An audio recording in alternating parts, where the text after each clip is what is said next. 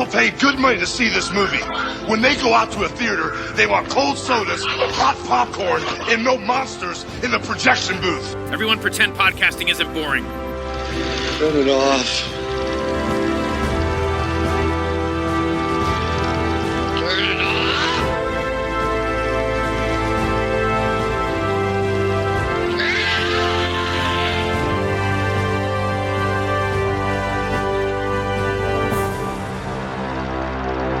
Una sola palabra que resume toda la dignidad y la fuerza y el calibre excelso de este hombre, cuya desaparición prematura aún para su gloria aquí nos reúne. Proletario. Siempre pudo vérsele en la primera línea de combate contra todas las fuerzas opresoras. Por eso no podía hacérsele mejor homenaje que el acordado por sus compañeros del consolidado en Asamblea Relanda, que fuera enterrado con su carnet laboral, símbolo de su convicción obrera. Nada, que acá la señora está gestionando su pensión. Y para eso necesita traer el carnet laboral de su difunto esposo. Será necesario que ustedes procedan a la exhumación del cadáver. ¿Qué dijo? La muerte de un burócrata. Tráigame una orden judicial o de la Dirección de Sanidad o venga dentro de 2 años. Ah, chico, para esto tienes que volver mañana. Acaban de marcharse ahora mismo. Ciclo 2014 de Nuestro Cine.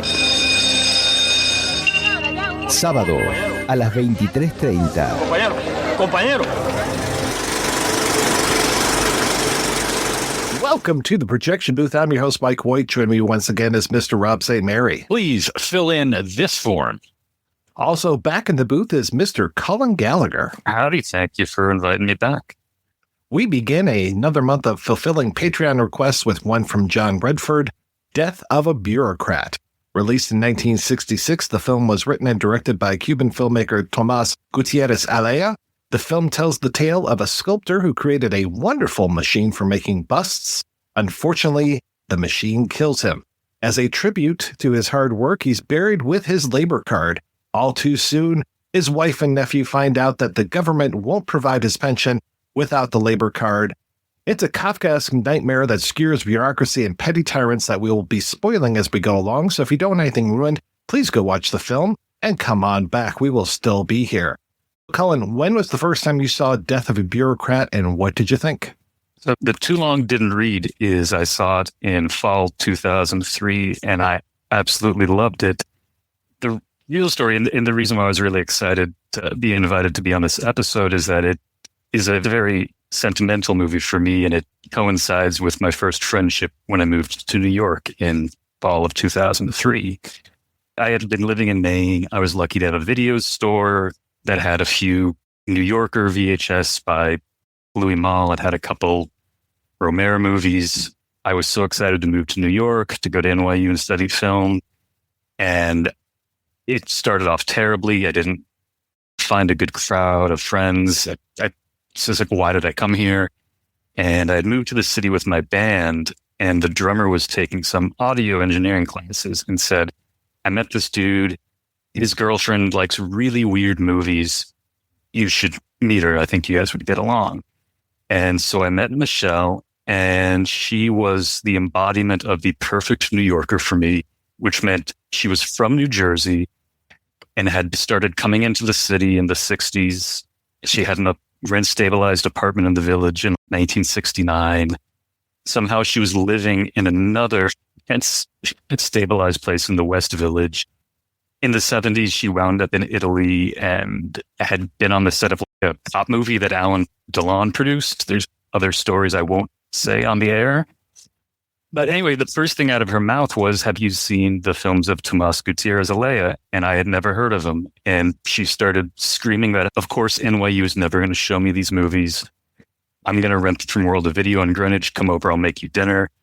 And so we watched Death of a Bureaucrat and Memories of Underdevelopment back to back with a roast chicken. And for the first time I ever had roast onions, which are still one of my favorite foods. So this was a big night, new favorite food and 2 new favorite movies. And I loved both of them, but especially Death of a Bureaucrat. I'd never even heard of this guy, never heard of this movie, but here's this thing that is zany, like it's Marx Brothers and Buster Keaton, it's anarchy. And yet it looks like something that Rossellini would have made. It was such a literate movie with so many different styles seamlessly put together. and I was absolutely entranced. And Rob, does your first viewing include a succulent meal? How do you beat that story? I never heard of this movie. I'd never heard of this director. I watched it and was completely just enamored with it. It, as Cullen says, it hits a lot of my sweet spots in terms of Marx Brothers and that kind of thing. But anyone who also shouts out Buñuel as an influence in his opening credits is good in my book. And I just absolutely loved it. And at the same time, it was confusing for me, and not confusing in terms of the film itself, but how did this thing get made? Because I'm thinking like, and granted, I'm not a historian. I don't know a lot about Cuba. All I know is what's in the ether around me as an American about how Cuba is.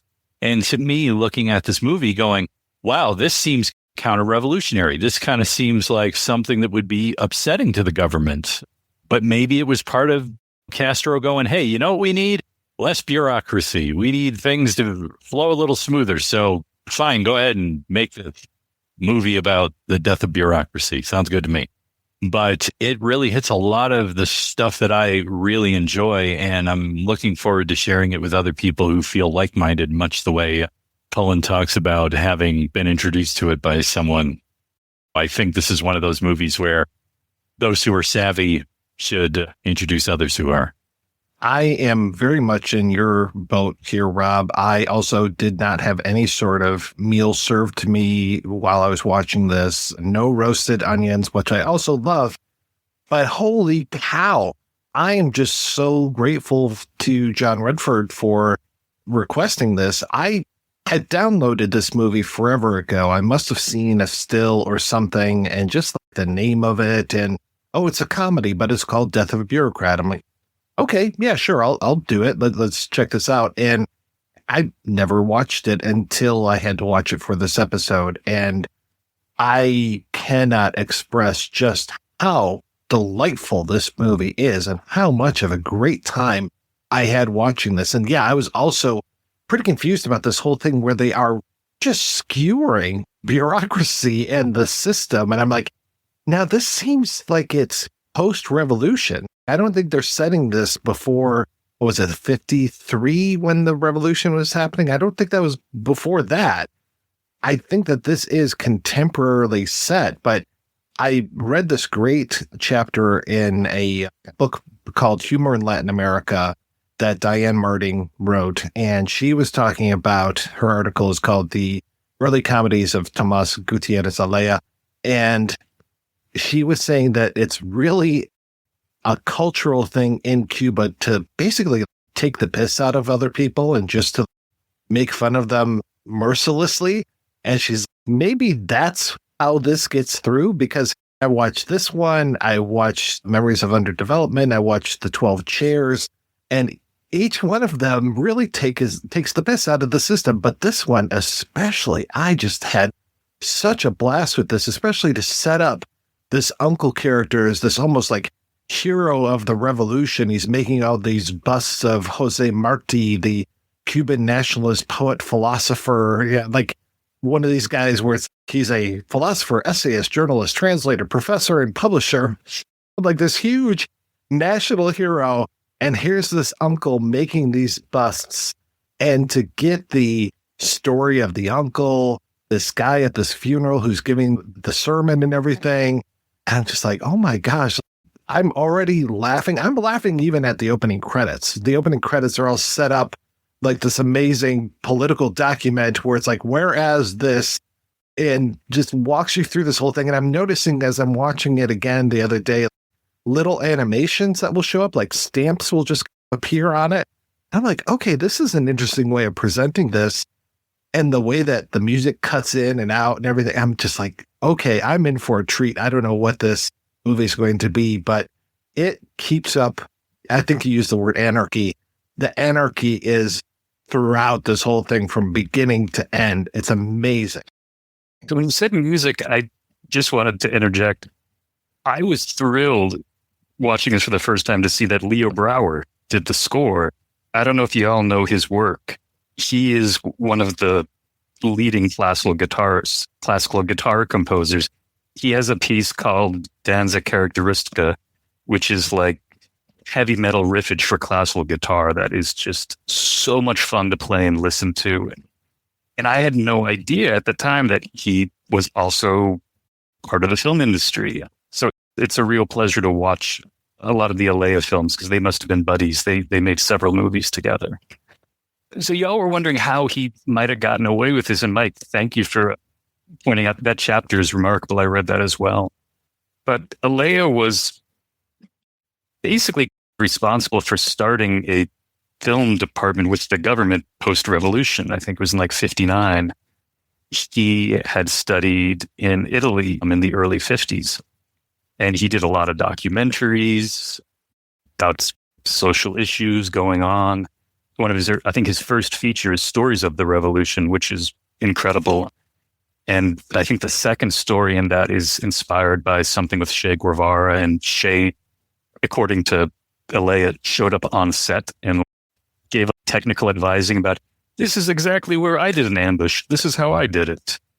But yeah, no, you're right. He has this aspect of his work where he's criticizing not only the free communist government, but what's going on at the time. And I read several interviews with him, and he says that it's really important to him for political reasons that even post-revolution, you have to be critical of what's happening around you. You always have to be. That's how the state can improve. And it's really daring of him to include that in his work. And it's powerful. In those opening credits, he dedicates the film to Louis Buñuel, Laurel and Hardy, Ingmar Bergman, Harold Lloyd, Akira Kurosawa, Orson Welles, Juan Carlos Tabillo, Elia Kazan, Buster Keaton, Jean Vigo, Jean Vigo, Marilyn Monroe, and I can't read the rest of it. Todos aquellos que de una manera. Yeah, I won't go into that. But, and even, I think it's like all the filmmakers from Lumiere on up. And you can tell how literate he is when it comes to all this film. It makes sense to me now that you're saying he started this film department because he's pulling from all of these great sources. And that was another thing I liked about that article. In this case, he's walking along the edge and it's very Harold Lloyd. And I'm like, yeah, I'm getting that. But I'm even getting a little Bureaucrat. It's very Bureaucrat as far as the animation goes. And I know Bureaucrat was a major influence on Gilliam because within 5 minutes, I mentioned those little animated things and the credits, but you start off in the cemetery afterwards, and then you get all of these photos. You get newsreel footage with animated arrows pointing out where the uncle was. This amazing shot of, it looks like Castro speaking, and you get another arrow pointing, like, hey, here's the uncle. And then you go into this amazing animated sequence where it's showing the uncle working this machine that's creating these busts after he shows all the busts that are around town. And just this great sequence of the camera, like the image is shaking and you have these busts popping up out of this machine, and the animated version of the uncle, like when the machine breaks down, it's just amazing. It also reminded me a little bit of Richard Elfman. I was waiting for the Forbidden Zone soundtrack to start up when he starts messing around with this thing and goes inside. I was waiting for like him to show up in the sixth dimension. Yeah, it definitely, that's what I wrote down. I said Monty Python-esque or Gilliam-esque in terms of the animation, because, and that was the thing too, is I thought, this is a real easy way to do it from a production standpoint, so you don't have to build the actual machine. But then you actually get to see the machine later, which blew my mind. I was like, wow, he actually built this thing. I thought it was only going to be, here's my uncle and his machine kind of thing. Yeah, I was surprised when that happened too. And it turns into some sort of, again, like Harold Lloyd, Buster Keaton-esque sequence where it's all belching smoke and you're just like, oh my God, get out of there, guys. It's going to explode. So when I was watching the animated sequence of the uncle getting killed, I kept thinking we're at the point where we have insane CGI. But I kept thinking about like when I watched Hundreds of Beavers, where I'm watching this and I'm like, I know you don't have $100 million budget. How the hell did you do this? And this movie, I'm like, you didn't have any computers. And in fact, like you barely had enough money for a film industry.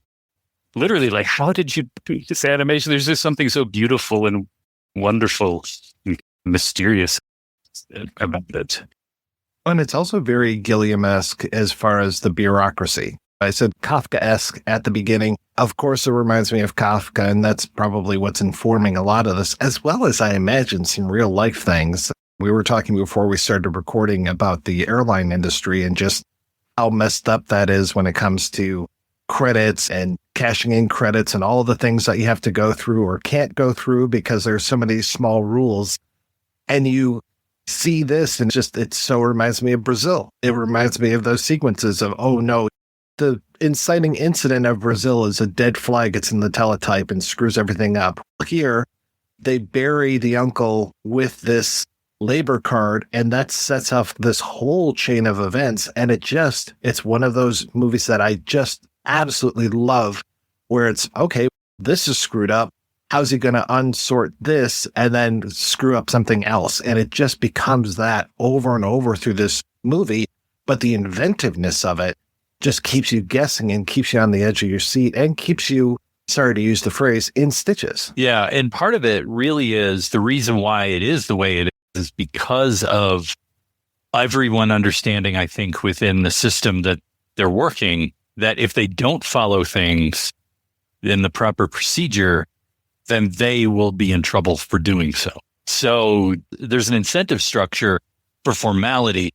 And when you have rigidness, that's what eventually leads to the humor and the madness. Because if someone could actually sit down and go, okay, let's take a minute, let's use reason to figure this out, then the movie would be 2 minutes.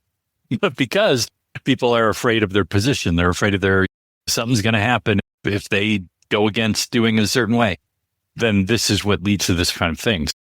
It's just the manner in which any system operates. And I think that although it is a Cuban film and it was made in the 60s, it's just as relevant to dealing with the American government or dealing with the airline industry or your credit card company or whatever. Rob, you make a really good point about the fear that a lot of these people have in this movie performing these roles and why they stick to how rigid it is. And something that I really appreciate on multiple viewings is just how straight most of the performances are. They don't seem to be acting like they're in an absurdist comedy. Like everybody's just going about their business. No one's like exaggerating their performances. Nobody's acting crazy. No one's yelling for the most part, except for the big fights where they rip apart a car. But it's just, to me, it's just remarkable just how monotone and just sedate just everybody is. Everyone's polite, just doing their thing and very slowly and quietly going crazy until they snap at the end. Oh, yeah. Everybody wants to help. Even when they're at the office trying to get the pension, you've got the one guy who overhears and he comes over and he says, oh, hey, no problem. We'll get this sorted out. Let me take you over to the supervisor. And then you get this whole thing of everybody has their own agenda too, because the supervisor, while he's talking to them and trying to explain this whole situation, he keeps looking out the window and looking inside of his office at this, I don't know if it's the same woman, but there's a woman outside the window. He looks across the courtyard and sees her. And he's very interested in her. And then at one point, I don't know, again, if it's the same woman or a different one, comes in and he puts on his glasses, just checks out her ass big time. Okay, this is what this guy is very interested in. He's not interested in really helping these people out because he's got all these rules that he has to follow. He's awful, but I think the people at the cemetery are even worse when they try to go in and exhume the body. And it just becomes this whole thing of, oh, you have to get this order and you have to go here and get this information. It's this labyrinth. And I love that we keep revisiting these spots because you'll think he's got something for these people and then he has to move over and get something for these other people. And then they send him back over. And I just love this kind of wild chase that he's on through this whole thing, just trying to get stuff done and never really accomplishing anything. And what I really love about it, too, is that it is one small thing. And he even says, he's like, look, I'm not here to exhume the body. The whole thing is he's got to get this exhumed form. He's like, no, I just want to open the coffin, take the card out, then put everything back. That's all I want to do. And they're like, we don't have a form for that. We have no way to help you. So we're going to get you the next closest thing. And then it forces him into a scenario where it's the bureaucracy doesn't work the way I want it to. So I have to figure out an illegal way to do it. Before we even get to the illegal thing, I wanted to pause for a second because, Mike, the scene you mentioned where someone comes over and says, "Oh, we should talk to the boss," is one of my favorite moments, because at that point, the person who is sitting down, who was not being helpful, suddenly goes, "Wait, why don't we just ask Alejandro?" And in the background, you realize that there's this guy with a white beard who's just sitting there, and he like half stands up, like he hears his name and he's confused. And then he's like, "No, this isn't for Alejandro. This is for the big boss." He doesn't quite sit down. But to me, that's actually one of the things that I love most about the style of this movie, which is LA's use of long shots. He basically frames everything where you can see people's entire bodies because he's really emphasizing people and environments. And so it looks like a documentary in so many ways. And it really makes that guy, the protagonist, the nephew, feel so lost. Because if you filmed all this in close-ups and cutting back and forth, like it would seem a little too intimate. I think that distance really helps emphasize the absurdity and like the horror of this. And also the scale. Like you were talking about, call up, maybe this is for Alejandro. We don't know exactly what he does, but we get the idea that he's part of the system in some way, and he's maybe been waiting for the day that they're going to call him forward to do something.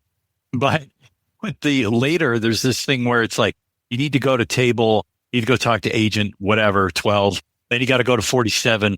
So you get the idea that this is just a massive thing. This isn't just one guy in a room making decisions. This is a system. It's a structure. This is the parallel to the machine. Where you could say, okay, the bust making machine, like it creates good things. We like the busts that the machine creates, but it also killed this guy. Do you think Jacques Tati saw this? Because with all the, especially around the office shop that you're talking about, where you go from table to table, I kept thinking of Playtime, but that comes out the following year. But there is this sort of sense of architecture and space that's so important to Tati that is very important to this film as well. Well, this is the same year, isn't it, as The Trial, Orson Welles' The Trial, where you've got those desks that go on forever, and that's literal Kafka with something like that. And I love the little nuances in here where you get almost like little, I don't know, like law breakings or something. Like the first guy that they talk to trying to get the pension, at one point he bends over and he's like eating a little bit of food at his desk. And I'm just like, okay, that's probably not allowed. So he's doing it very surreptitiously. And the nephew, I'm going to continue to probably call him the nephew through this whole thing, but I think his character's name is what, Juanchita or something? Little Juan, almost Juanito, but it's close to that. But he goes in and he's at the big boss desk and there's a cannon pointed right at him, this little cannon on the desk, and he moves the cannon, put me out of the line of fire. And then when the boss starts talking, he moves the cannon back. I'm just like, oh, that's nice. Like the little things like that.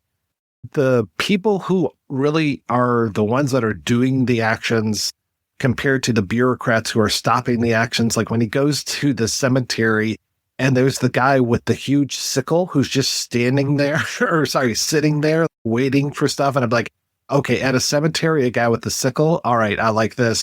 Or you get those moments at the cemetery too, when he's talking to the woman about how he can get this exhumation order. And she starts rolling through the rules, and it becomes so much that they just give a close-up of her mouth, and it's sped up to ridiculous amount when she's talking to him. And you can just get that, I'm completely lost. I have no idea what's happening right now.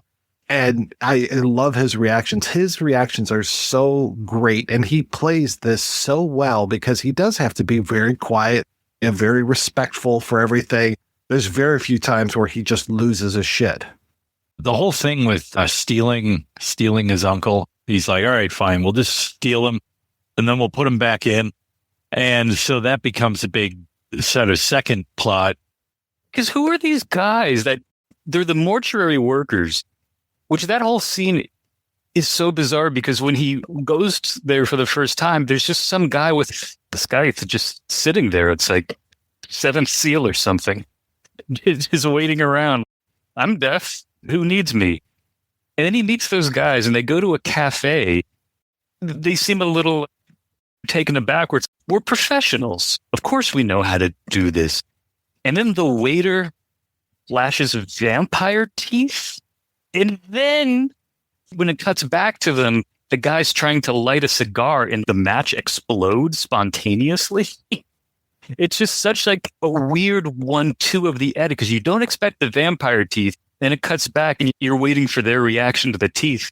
And then you get this explosion.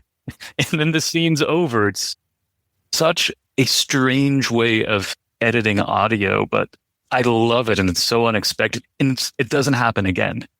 And they're the worst thieves in the world. The way that they're trying to break into, I can't say it's a coffin. It's like a mausoleum or something. And the way that all the bodies are out there and dropping their tools and making so much racket. It's, oh my God, can you be any louder, guys? And then at the same time, they're trying to be sneaky. And then the owl keeps making noise. And then there's some kind of dopey security guard who's going around. So there's all these different layers of, okay, they're going to get caught. Is the owl going to screech at him? I feel like the security guard thinks that the coffin might be like a ghost, like pushing it, because you just see this coffin barreling full speed ahead and he just runs away. He's total coward. Maybe that's the like a Rene Claire thing, because there's a bit of a runaway coffin in Entr'acte. Yeah, there's just so many film references in this movie. And I don't normally sped up stuff, but they use it very well in this when that coffin is barreling down, and the way that the timing is with the guy opening up the gate and the coffin coming through, because it could have crashed right into that cemetery gate, but he's trying to open that up very quickly, and the cemetery or the coffin just goes on through. And yeah, now we have a new problem because we have a dead body at the aunt's house. We got the card finally, but now. Yeah, so this becomes, all right, what are we going to do with the body now? Yes. And then the dogs follow him home. How does he explain, Auntie, I've got the card. How did you get it? That poor aunt character, she just faints throughout so much of this movie. I really do appreciate at the end, toward the end, there is a really tender moment between the two of them when she's chopping up the ice to put in the coffin and he takes some of the ice for a drink. And I think at that moment, the film shifts from her being a comic relief to being like, she has a tender moment where she follows her nephew out of the room and they embrace and she gives him the drink. But it doesn't feel like a joke at that point. That's like the two of them really feeling the gravity of, we have to deal with this horrible situation for the death of a loved one. I really appreciate Alea giving that little moment of reality in what is essentially nonstop surreality. Yeah, the pace of this film is fantastic. There's no lulls in here whatsoever. It just moves. It's always what's the next thing that he has to overcome, just constantly throwing things in his way, and you never know what the next thing is going to be. And of course, you can see some things coming where you're just like, oh shit, he's got to dig up that body. And then I didn't realize he was going to get stuck with the corpse. And then it's like, oh shit, now how's he going to get the corpse back in the ground? Like, how does how's he actually going to get the pension now? And I love too, I forgot at the pensioner's office, they were talking about how the uncle was buried, and the guy makes a real point to say that the burying is done because of tradition or something, but there's no religious implications whatsoever. He has to very strenuously say that religion is basically outlawed at this time in Cuba. It's just, but there's no religious implications of why we buried this person. CYA. So then the cops show up the next day at the cemetery.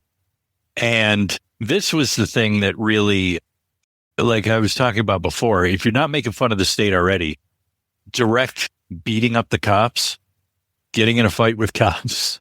I'm like, wow, okay. And for all intents and purposes, I know they start fighting. And you mentioned the car and how there's the incident about the car, and that starts to get bigger and bigger. And pretty soon, this scene turns into a full-scale riot, and they're throwing flowers at each other at one point, but it might as well be pies, because this seems like a pie fight. I think there is shaving cream being thrown by the barber. Thank you. One of my favorite little bits of choreography in this massive fight between the people that were going to bury the body and then the mortician that seems to let them. They're trying to rip the book. And then a soldier shows up. And there's a 1-2 where he gets hit by 2 doors. Someone opens a car door and he gets hit once. Then he starts to fall backwards. Another opens and he hits his head. Then he's on the ground. To add insult to injury, when he gets up, the barber throws some shaving cream. It goes through a window and hits a woman ironing. She throws her iron out the window. So, of course, that hits this soldier. And then later, the head mortician, just when you think the riot is quelled, throws a wrench and says, "And don't come back." And it hits who else but this soldier. As I noted here about this cemetery, they really do put the fun back in funerals. So there you go. Gosh, the guys that drive the hearse have a little dangling skeleton from their rearview mirror. Lauren loved that little detail when we were watching it the other night. Yeah, I wrote down here, makes the food fight in Animal House look like Mr. Rogers' Neighborhood. I kept thinking about Fellini. In the midst of all this mayhem, there are the shots of the people that are trying to actually do a funeral. And there's this woman like carrying flowers, very mournful, completely oblivious to what's going on around her. And then the big Fellini touch, you have the marching band and the conductor trying to keep everybody in rhythm. And then all the mayhem and shaving creams being thrown on the musicians. And they're still doing that whole thing is, especially with the march type music, I kept thinking about Nino Rota. My favorite is the shot of the little dog that has a femur and it's running out. Who's missing that bone? That's your Yojimbo reference, right? And those guys who work for the cemetery, how they're like, "Oh, sorry, we couldn't bury the body, but here, maybe try this." And they hand him a card that says, "Momias Tutankhamen son eternas." So it's, go to this mummification expert. He'll help you out. This really is a movie that rewards so many multiple viewings because there's so many things happening so fast. This is just one of the things that I love too, is just the scenes where people have half the information or they're confused about what's happening because they don't really know what's happening. And they're like, "Oh, Paco, he's in the house." It's what? He died again? How strange. No, we're trying to get him reburied. It's, huh? Oh, is that when they're having the vigil with the family and like the neighbors come over? So in the background after the line, "Oh, did he die again?" There's a woman who like peers into the coffin and looks up at him and nods. Again, his use of space is, I wish I could remember, there was some newer piece of criticism that said that style wasn't important to Alea. I wish I had written down, but I'm like, there's so much style in all these shots, and there's such a diversity of different styles. You're really a master who understood film language and genre and how to do it all. The thing that's funny that you say that there's no style or he didn't care about style, that's the same thing that you hear, and I'm going to transition this to a Buñuel-esque reference here, is that's what Buñuel used to get hit with. Oh, he has no style. His stuff is very flat. Maybe he's not doing pyrotechnic camera work, but he, in terms of the way he set things up and the way things are edited and the way the story's told, yeah, like you can tell that you're watching, like you were saying, you can tell that you're watching a Buñuel film or a Fellini film or things like that. So anyway, the whole thing with him having this dream of a nun and the coffin, and I was like, very Chien Andalou, very L'Age and then dumping the coffin off into the ocean. Yeah, when he's pulling the nun and he's got the 2 ropes around him and those wooden placards and stuff, I'm just like, oh yeah, this is when the bishops are being pulled in Chien Andalou. And I love the kind of wavy thing that he's doing in front of this to really let you know that this is a dream, as if these images weren't surreal enough. And I think it's the first of 2 dream sequences that we get in here, and the other one is pretty Buñuel as well. Yeah, the guy with the whip, and then he takes the gun, and then the gun blows air to shoot out the candles. And pretty soon we're introduced to his boss. And ironically, his boss, I believe it's Mr. Ramos is his name. The boss is also he creates nationalistic art as well, but he does it in his own way. And he's got a whole group of guys that work for him, and they create this, basically it's all propaganda stuff. And I love this character and how he gets the brunt of so much as we're going through the rest of the film, especially when it comes to his affair and his secretary and the way that he will sign off on things, and he'll sign whatever basically the nephew puts in front of him. He's just like, oh, you need that? Okay. And he just says, and he even signs the wrong piece of paper. But I think at the end, it really doesn't matter. They just needed a signature. It didn't matter who the hell was signing them. This is another part of it, too, for me, where it felt like I was saying counter-revolutionary, because if you have a guy whose job it is to make revolutionary posters and art and propaganda, but he is the most Western, capitalistic, going to nightclubs, screwing around on his life, that seems to run completely counter to what the revolution. It almost seems like he would have lived well in the old Havana. You would have gotten along well with the protagonist in Memories of Underdevelopment, who does go to all the nightclubs. The boss also, at one point, says to the nephew, oh, stop talking about your uncle. He can't do anything anymore.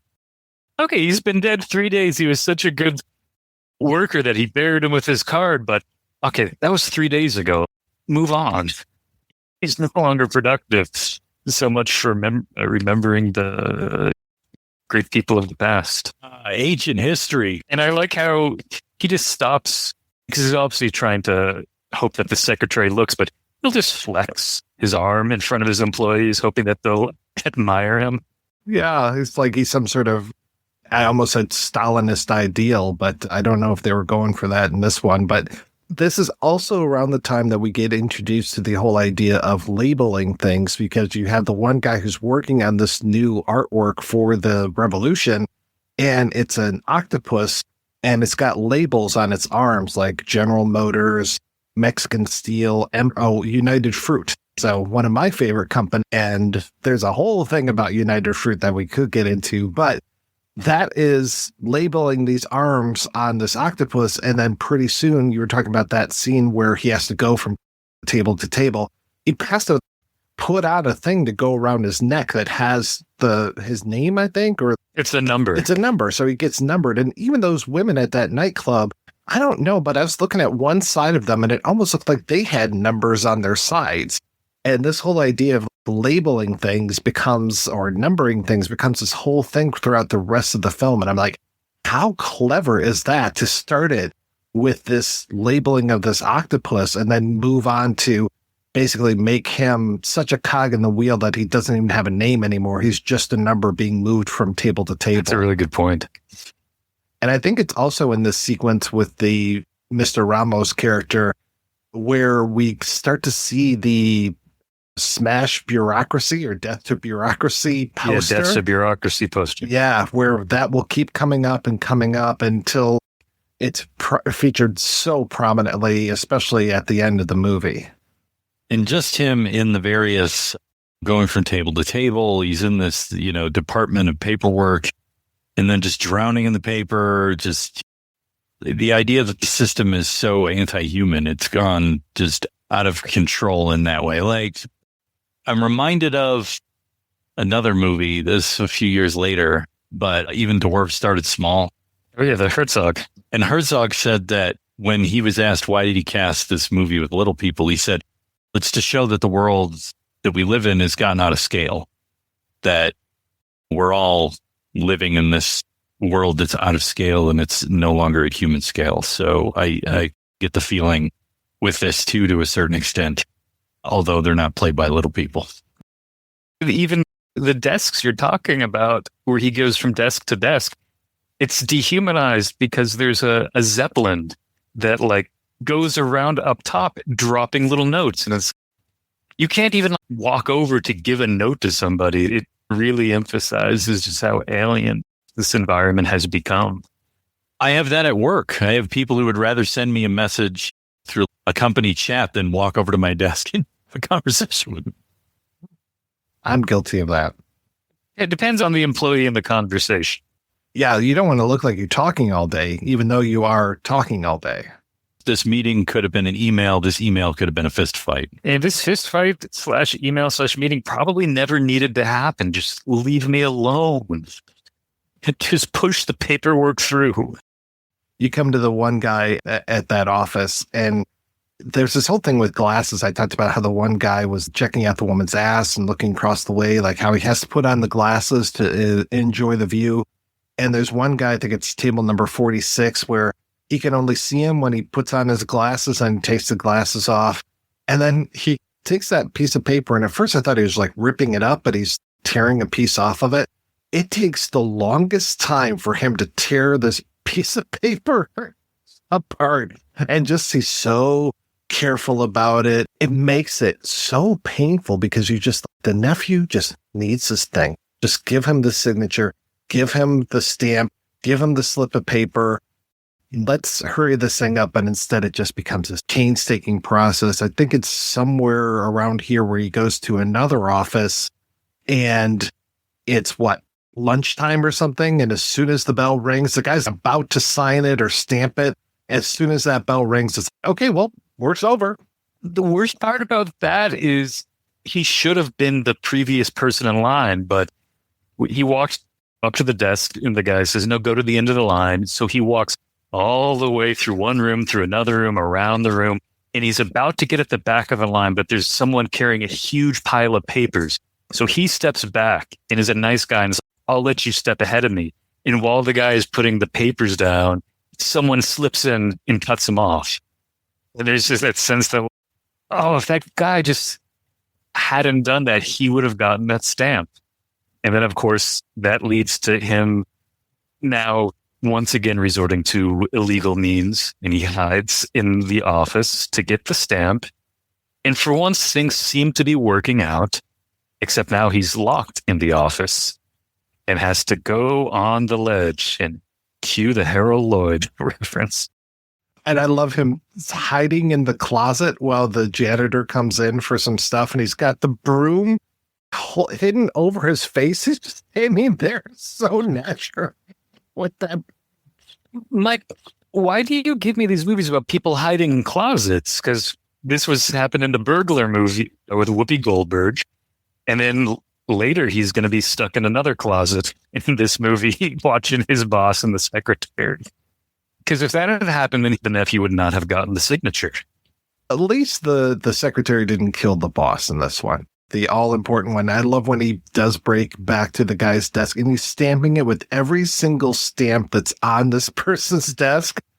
And basically, by him doing that, it starts to look like those opening credits. It starts to look like that title sheet where it's like, whereas this movie and all of those legal things that are going past us for those opening credits.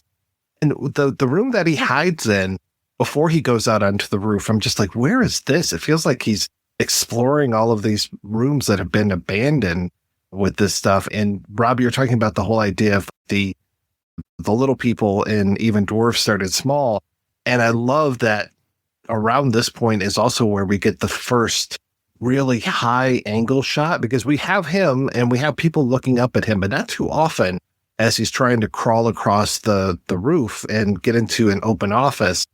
And that starts this whole panic of all these people running into the building, trying to find this guy, which is very similar to, and we'll talk a little bit more about this later, the 12 chairs. There's a very similar moment in that. But when he picks up a garbage can and just starts walking down, hiding behind this garbage can, much like he had the broom. And when he goes out into the main courtyard, you get the one person who recognizes him from all the way up there, which was pretty great. And then you get that high angle shot of all the people just swarming to him and throwing him in the back of the ambulance for him to be taken to the psych ward. What is the Buster Keaton movie where all the brides-to-be are chasing him because they want to marry him? Is that Seven Chances, maybe? I think it is, yeah. Visually, that's what I kept thinking about, seeing that wonderful extreme long shot of dozens of people just chasing after him. He ends up in the psych ward not once, but twice, right? I thought it was once because it's almost like proto Clockwork Orange. They're putting the strobe light in his face. Torturing this poor guy. And then when his boss comes to get him out, they show him all those Rorschach tests. And when he's looking at the Rorschach tests, he's seeing things that we've seen earlier in the movie, even though they're not there. It's just fantastic. And I love that he's so obsessed that he's seeing those things in those ink blots. So at this point, he has the signature. No, he doesn't have the signature. He has the stamp. He is out of the psych ward. He goes back. And at this point, the head mortician, I can't help you because I'm too busy working. And so the secretary has to help him. And it is just missing that one signature. And the boss refuses to make an exception. So that's when he goes home. And that's when the aunt says, why don't you just talk to your boss? You need to lean into him more. He can really help you out. And then that's what leads to the nightclub scene, right? I think so, yeah. When we really get to see the true colors of the boss and all of those very Afro-Cuban dancers, and they're basically dressed up like little slave girls in this nightclub act. The music was amazing. I really enjoyed that, but I was just like, boy, this seems really off color with the way that this show is performing. And in some of the other movies he made around this time, there's a lot of criticism of racism in Cuban society. There's a Fumbite, I think he made right before this. And it's about a Haitian man who returns and they're like, oh, why are you back? And he's like, too much racism in Cuba. And I don't think they say what year it is. So there's also this sort of ambiguity. It's this pre or post revolution. Those dancers that we see, there's maybe just a few darker guys that are in this. There's one, he goes in and it's the first time we see the Death to Bureaucracy poster. We get all those guys. I'm guessing that this is at the boss's office because they're wearing like these little goofy hats and they're just like, I think those are supposed to be some sort of propagandistic tool as well. But then it's, we need the poster is where we need. And there's that woman who's in the bikini with the hammer and all of the guys just checking her out as she's going across. And just, she has no problem just coming into this room, coming up onto this desk. And she's got that, I mean, it does look like a bikini, but there's like the long straps going around. It's almost like a little, like a bondage outfit or something. Suspenders. This whole scene had a very, and granted, he was just doing shorts then, but has a very kind of Bob Downey feeling, like a Putney Swope kind of idea. It's just, what are you selling here? How are you selling it? I used to work in advertising, and I wonder if he was maybe using some inspiration from his days, because he said after a year or two, he couldn't take it anymore. He had to get out. There's a lot of vitriol to some of the scenes in this movie. That's two guys then who made the film kind of making fun of propaganda or advertising in that same era, because Downey did the same for a while. I love when he's coming home at one point and can see all the vultures that are circling the house. And he walks up and he sees this axe going up and down. You almost expect like the Psycho music, but it's his aunt inside cutting up the ice like you were talking about. Because, yeah, we got to preserve this body because we don't want the vultures to get to it. We don't want the wild dogs of Cuba to get to it either. She's pretty cool in this scene as far as, oh, yeah, I'm just going to cut up this ice and keep Paco cool while we're trying to get this body reburied. She's a lot of fun. I really wish there was a little bit more for her to do, but the nephew just carries this movie so well. The weight of this and the looks on his face, he does have that mastery of silent comedy, because he definitely obviously talks throughout this, but so much of this movie just relies on his reactions to things. A lot of the faces in this movie, I kept not only thinking about silent comedy, but I kept thinking about Eisenstein. Because I feel like he loved people's faces, and people often played types. And so much of Death of a Bureaucrat is very much about types more than individual psychology. even the doctor at the psych hospital, he's another great one. He almost looked like a young Martin Landau or something, but he just keeps blinking like crazy when he's talking with the boss. And I'm just like, what is this guy's problem? They never really explain it, but he just blinks wild while he's talking with the boss. And then, I love how he escapes from the boss's bedroom just by walking through and permiso, he says. And then it's almost immediate that they cut to the next day with him walking into the boss's office saying the exact same thing. And I was just like, that's pretty risky. Did the boss hear you? No, the boss was so engrossed in being the wonderful lover that he is that he didn't hear the nephew come through. And then he meets again the secretary, and there's a little bit of back and forth between them. And I love how the secretary is bringing the boss a little espresso. But by now, the nephew's so upset that he takes the espresso and just drinks it himself because he's just at wit's end. We're coming very close to the end of the movie with him going back to the cemetery. He's got everything now that he needs, except for that darn signature. This is where he gets it. The boss just signs, just like the boss says, it doesn't matter. You just need a signature. I'm solving problems. I'm bossing. This is what bosses do. So he goes back to the cemetery, and the guy still won't budge on it. And I thought that the uncle was the bureaucrat who had died. Obviously, we start at a funeral. But no, it's actually the nephew killing the guy who runs the cemetery behind that. The bureaucrat accuses him of vampirism and necrophilia. You took the body with no permission? What are you doing, a vampire, necrophilia? And that wonderful shot, it's off screen when he goes behind this angel statue that we saw at the very beginning. We had all these beautiful shots of these angel statues, and he murders this guy. That's why I was saying he was taken off to the psych ward a second time, because there's another ambulance that shows up and pulls him into that. And then you get the shot of the old Chinese guy who just says, this never would have happened in China. And I'm like, okay, is this the whole Cuban communism versus Chinese communism? That's what I kept thinking of. The print of the movie I saw didn't have a subtitle for that. I watched the New Yorker Films VHS. So I was curious what he said. Yours probably had a little bit better subtitles, because mine, every time he was talking about the uncle, he said, dude. Yeah, because it said dude. And I was like, no, he said Tio. He didn't say dude. He said uncle. Yeah, there were some weird translations. But this guy, this never happened in China. That just reminds me of, that's been done in so many comedies where there's always someone who's, yeah, that. I don't know. For some reason, I had like something about Mary. This never would have happened to Woogie. Just some guy commenting, this never would have happened there.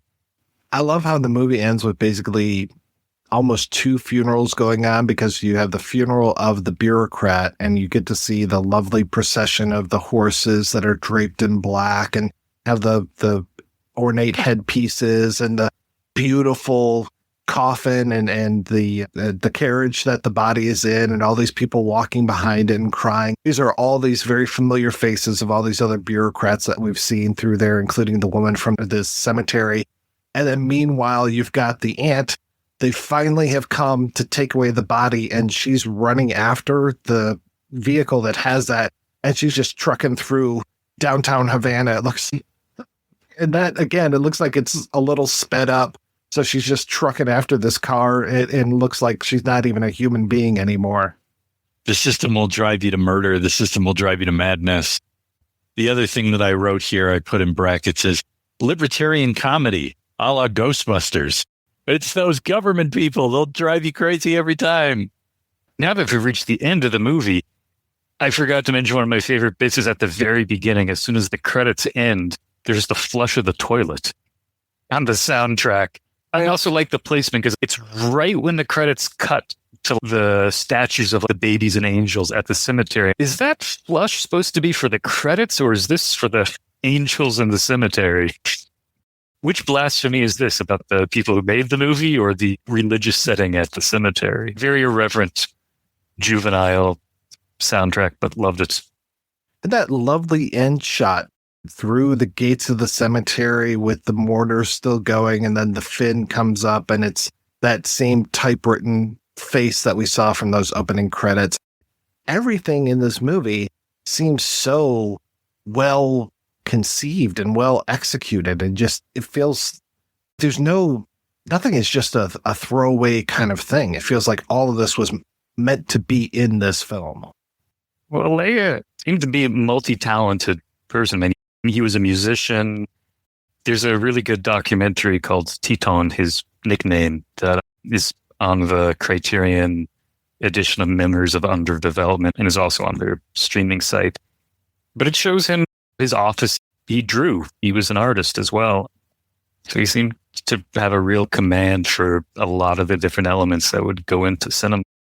Obviously, he did some documentaries and things and short films, but was pretty quick to come to making features. I think, like you said, Stories of a Revolution in 1960 was one of the first ones that he did.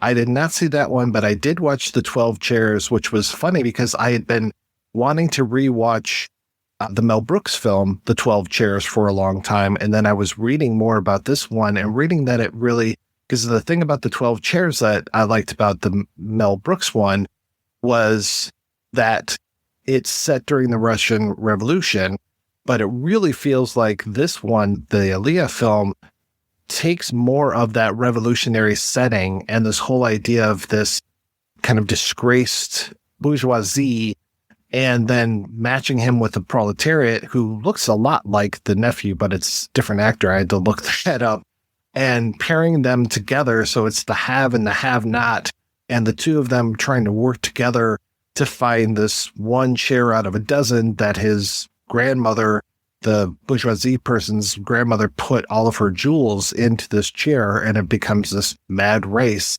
And again, it's fast motion, animation, just all of these techniques to tell this story. And it just gets sillier and sillier as you go along, and more, again, roadblocks being thrown in front of these guys. But gosh, it works so well and might be one of the better adaptations of this story. I'd only seen the Mel Brooks one before this, and yeah, I was blown away. I loved the animation at the beginning. I thought the interplay of the two actors was quite good. The gardener, who is, okay, I'll help the person who used to own this house. I'll help the enemy so I can get these chairs and this money. And they're very funny together. Yeah, it's really inventive camera work. Again, like you said, I love the different styles, even working in, and he loves to work with stock footage from the Revolution and use reels at different points. Rob, did you have a chance to see any of Leia's other work? No, I haven't seen any, but definitely seeing this one makes me want to see the rest of it. They're terrific. Kumbite, he made after the 12 Chairs, which I mentioned, is very different. It feels more like Cinema Novo. I think it actually might be an adaptation or inspired by a Glauber Rocha movie, but it's about this man who leaves Cuba because of racism and returns to Haiti and finds that his village is going through a drought, and there's a blood feud between his family and a neighboring family over land. And he's come up with this plan to try and dig an irrigation system to bring water to the town. And he has to try and bring the two families together. You have to get to the end. Not much humor to it. This is more like I kept thinking of not only Cinema Novo, but like Powder Panchali and Satyajit Ray. It seemed very realist mode. What else did I see? I did see the early short Esta Tierra Nuestra, which he filmed with Julio Garcia Espinosa, who they had met in Italy. And I think that was filmed right around when the revolution happened, because it has to do with all the sugar plantations taking the land and keeping it away from people. That seemed much more in the propaganda spirit, but still very well filmed. And Memories of Underdevelopment is probably the easiest one to see. Easiest to see just in terms of availability, because it blows my mind that Death of a Bureaucrat is not easy to find. Like, how did Criterion not do an Eclipse box set of these early films? This really seems like somebody's dropped the ball. Looking up the Memories of Underdevelopment on Criterion Channel streaming, it's part of Martin Scorsese's World Cinema Project, so maybe that's why. Scorsese, for in some ways, it actually is similar to the 12 Chairs in that the main character is someone who is an intellectual. He was a landlord. He made his living renting apartments to other people. And everyone that he knew, including his wife, left when the revolution happened, and he decided to stick around. And what's really odd about that movie is Elia starts using footage from newsreels, including some that he made, and has this character narrating them. But he's not really pro-revolution. He's like outside of all of this. And it's a fascinating and really complicated work of cultural criticism because the main character is someone who really is like persona non grata in Cuba at the time. And as the movie progresses, they take away his apartment so that he gets interviewed. They're like, so how do you make your money? And he's like, oh, I'm a landlord. Illegal apartments is what they write down. And it's a really fascinating movie. It is a dark comedy, but it's definitely not like slapstick at all. And I feel weird saying it's a comedy, but that like element of cultural criticism that you can see in the 12, it's like, this is like the flip side of it. And that's terrific. Afterwards, what's the next one he did? Oh, A Cuban Fight Against Demons. It's set in the 1600s, and it's about some like crazy like religious leader that thinks that demons are coming to attack him. And so he's trying to convince the other colonizers to move to another part of the island, but they don't really want to. And then there's one landowner who, kind of rebels, and people keep having these like moments in church where they claim to be possessed. It's absolutely wild, but that's terrific. And then the last one I saw was The Survivors from '79, which is his version of Exterminating Angel by Boone. And this one, it's about a couple families that when the revolution happens, they decide to just stay inside the house and ride out the revolution. And it slowly, their world crumbles, and it gets to the point where they're like staging fake like fox hunts in the house.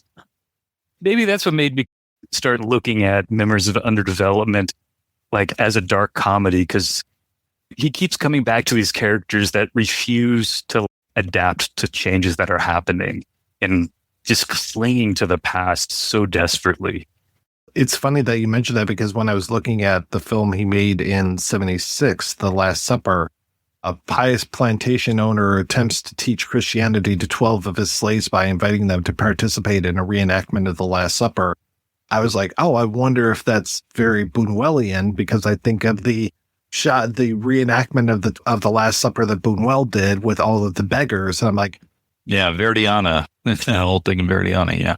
The thing that seems to be the tie between them are people who are very much used to manners. They're used to society operating in a particular way. I think is the core of what Buñuel was really making fun of at times, was that people got stuck into these manners of being, and they either can't or won't adapt because either the world has moved on or the people around them have moved on, but they haven't. Then they end up in this cycle of madness. Even the last two films that he made were highly praised, between Guantanamera in '95 and then Strawberry and Chocolate in '93. And I haven't seen either of those two yet, but I do remember that Strawberry and Chocolate has a gay character, which is pretty revolutionary, pardon the pun, in '93, especially being made by a Cuban filmmaker. And you're right, Colin, looking at all of these movies, and all of them have these box covers that are New Yorker Video, and it's just, come on, New Yorker Video, either release these rights or let's get new versions of these out here, because these movies are fantastic. I don't think New Yorker is around anymore. That was Dan and Toby Talbot, and Dan has passed away. Because they own so many Oshima titles, and okay, these were available legally and somewhat easy to get, because I remember seeing a lot of these covers, like for Hasta Cierto Punto. I can remember that sitting at the video store that I used to go to, the same one Rob, when we were talking about Weekend, I think it's the same one where I rented Weekend from. Well, speaking of Weekend, yeah, I remember, I think the first time I saw that was a New Yorker, because a lot of those early Godard films were also. The Talbots were incredible with everything they were able to release over here. And then they ran the New Yorkers, or not the New Yorker Theater, the Lincoln Plaza they used to run. Dan has a memoir. I haven't read it yet.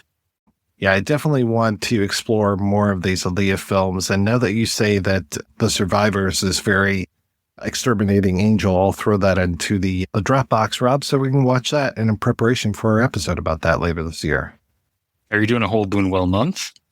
No, just a particular one. We've got Rob, who sometimes likes to talk about Buñuel, and then we've got Miguel Yanso coming on that episode. So I'm excited for that one. I really enjoyed it. Thank you for bringing me in on this, because at first I was like, I'm talking about what? I've never heard of this movie. But yeah, there's always that fear of the unknown, because it's, I don't know, this could be the most boring movie in the world, but instead it was so freaking funny and made so many good points. Really want to thank John Redford for picking this as his Patreon pick, because otherwise I might have slept on this movie, and I'm so glad I didn't. As soon as I saw this, I reached out to Morris Brzezinski, who did the Big Dig episode with me, which is somewhat similar. It's this whole idea of there's a guy who has a jackhammer and he starts digging up the street, and it becomes this whole bureaucratic mess of who let this guy do this. And as that is going on, then it becomes, oh, this is a real thing, and somebody else must have given this order. We need to support this guy, until basically he breaks through a wall and floods all of Tel Aviv. And then they're like, oh, this is a triumph. We now are a canal city like Venice. When you introduced me to that movie, Mike, I couldn't believe I hadn't heard of that movie before. It is amazing. All of the people that turn me on to these titles, I just can't thank them enough. It's some really great things that we've been able to talk about over the last few years. All right, guys, let's go ahead and take a break, and we'll be right back after these brief messages.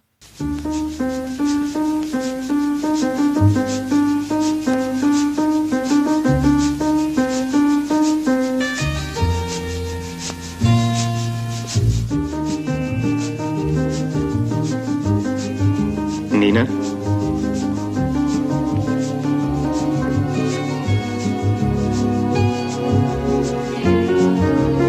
Giovanna?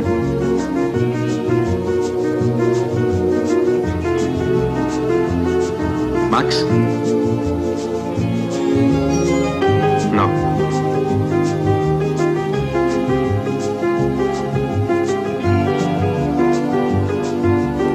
Rick?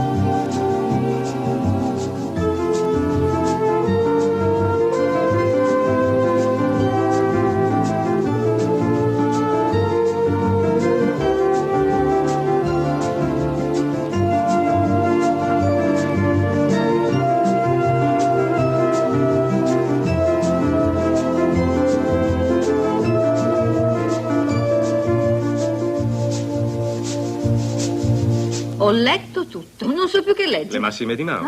Leggi le massime di Mao. Certo, figurati. Dalla prima all'ultima, non vedo l'ora. Ah, che bella idea. Ma che Cina è Cina? No. Guarda, un mio amico americano, Michael Stove, mi diceva che l'ultima speranza di pace nel mondo sta nel movimento mondiale omosessuale. Chi è Michael Stove, un filosofo? No, un cannibale che ho conosciuto a un party. Li conosci tutti tu? Che vorresti dire? Niente, gli uomini da niente. Io non capisco. Ma c'è qualcuno di noi che non è stato invitato o si pensa di non invitare più qualcuno di noi? Max, già che ci sei, mi raccoglieresti la scarpa? Deve essere finita fra i piedi di Michele.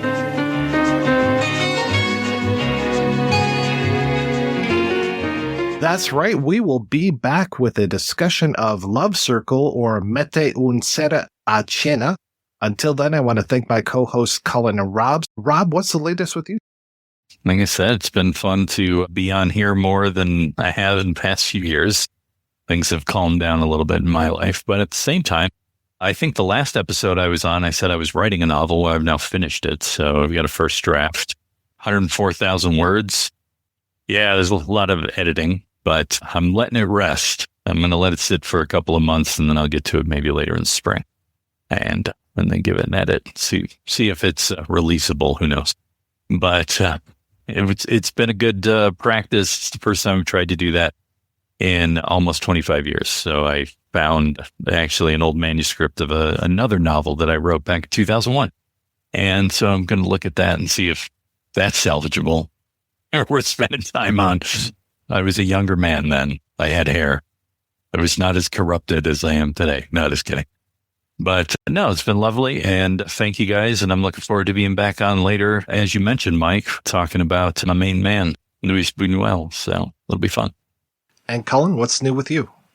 I have a new album coming out at the end of February for my project Modern Silent Cinema. This one is solo piano music. It's a little different because some of them are prepared piano pieces. And I started to mess around with using some like reverse delay and some other effects on what otherwise is just an acoustic piano. That will be out end of February. So if anyone wants more information, it's just modernsilentcinema.com or badchannelsrecords.com. And fingers crossed, this will be the first time I'm trying to put something on vinyl. Just a short run. So I'm waiting for the lathes to come in. I haven't used this company before, so we will see how it sounds. And I'm remaining hopeful. It will be available in all digital formats and compact disc. I think you can just buy it through Bandcamp. I'm not going to do the Amazon, Spotify, Deezer, Tidal circus this time around. I tried a lot of that last year, and it did not really pick up any traffic. And it's a headache and costs money to put it there. And I am happy to not put money in some of those people's hands. Thanks again, guys, for being on the show. Thanks to everybody for listening. If you want to hear more of me shooting off my mouth, check out some of the other shows that I work on. They are all available at weirdingwaymedia.com. Thanks especially to our Patreon community. If you want to join the community, visit patreon.com/projectionbooth. Every donation we get helps the projection booth take over the world.